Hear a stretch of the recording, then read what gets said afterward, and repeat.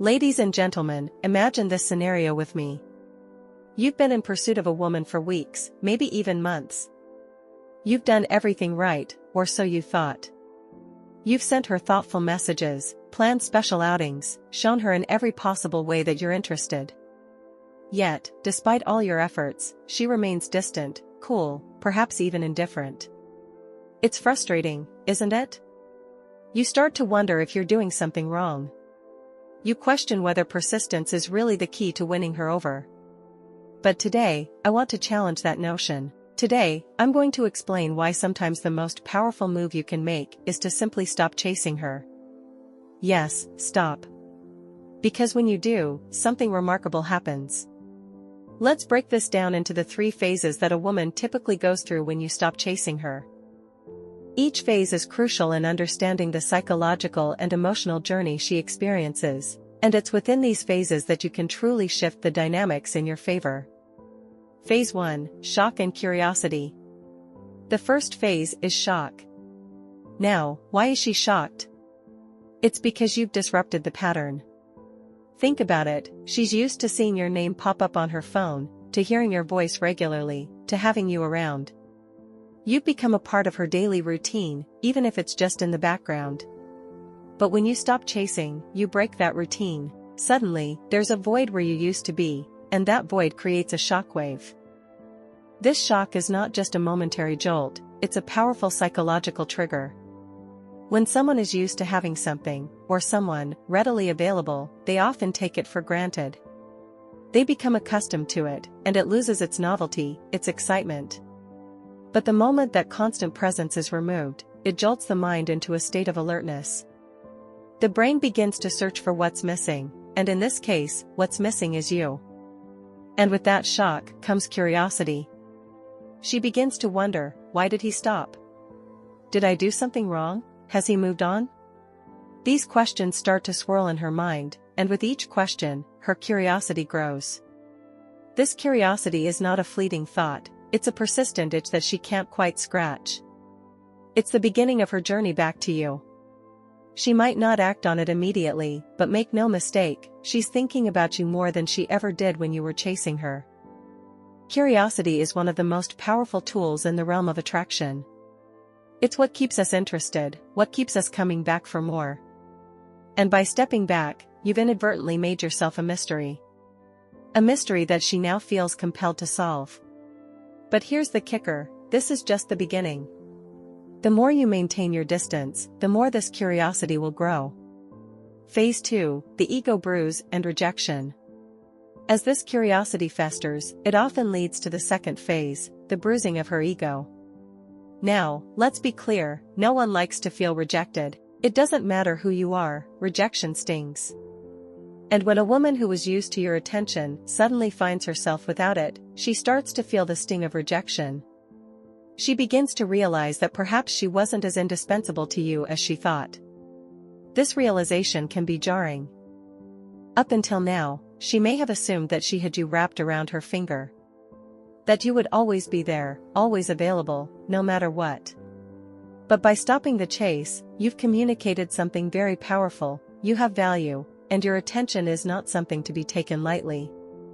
This bruises her ego, because it forces her to confront a harsh reality, she might not have you in the palm of her hand anymore. At this stage, she may start to second-guess herself. She might replay past interactions in her mind, searching for clues as to why you stopped pursuing her. Was it something she said? Something she did? Could it be that you found someone else? These thoughts start to chip away at her confidence, making her feel vulnerable. And it's in this vulnerability that a crucial shift happens. She begins to see you differently. You're no longer the man who's always there, always giving, always chasing. You've become the man who knows his worth, the man who won't settle for less than he deserves. This change in perception is vital, because it forces her to reevaluate her feelings toward you. Instead of seeing you as someone who's always available, she starts to see you as someone she could lose. And this fear of loss is a powerful motivator. Now, let's pause for a moment and reflect on why this phase is so critical. When a woman feels like she's lost control of the situation, she's more likely to take action to regain that control. She might reach out to you, try to re-establish contact, or test the waters to see if you're still interested. But here's the key, her actions are driven not by genuine affection, but by a bruised ego. She wants to validate herself, to prove that she can still have you if she wants. This is where many men make a critical mistake. They see this outreach as a sign that she's truly interested, that she's had a change of heart. But in reality, she's acting out of a need to heal her ego, not because she suddenly realized that you're the one. It's crucial at this stage to maintain your composure. Don't rush back in with open arms. Instead, hold your ground, keep your distance, and continue to let her come to you. The power dynamic has shifted. You've gone from being the chaser to the one being chased, and this is exactly where you want to be. But remember, this isn't about playing games or manipulating her emotions. It's about recognizing that true attraction is built on mutual respect and genuine interest, not on one-sided pursuit. Phase 3, Nostalgia and Genuine Interest. Now, if you've successfully navigated the first two phases, something truly profound begins to happen, the onset of nostalgia. Nostalgia is a powerful emotion.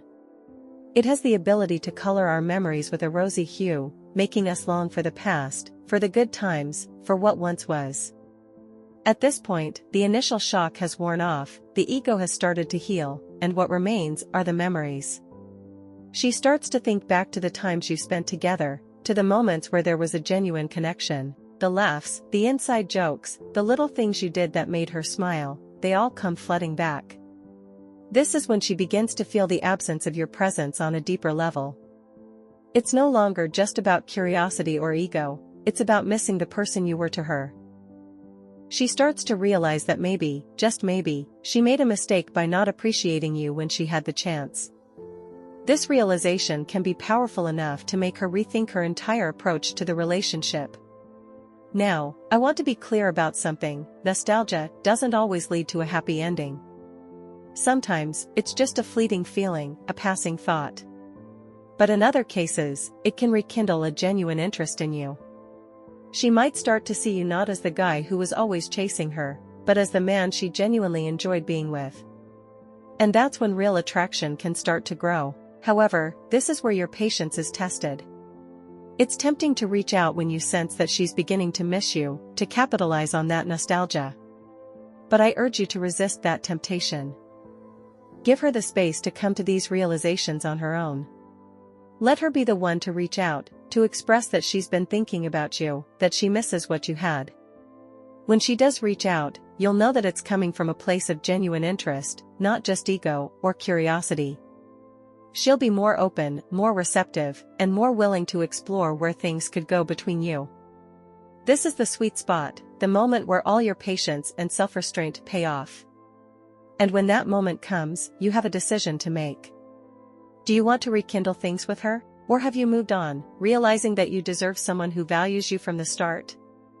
The choice is yours, but whatever you decide, you'll be doing so from a position of strength, not desperation.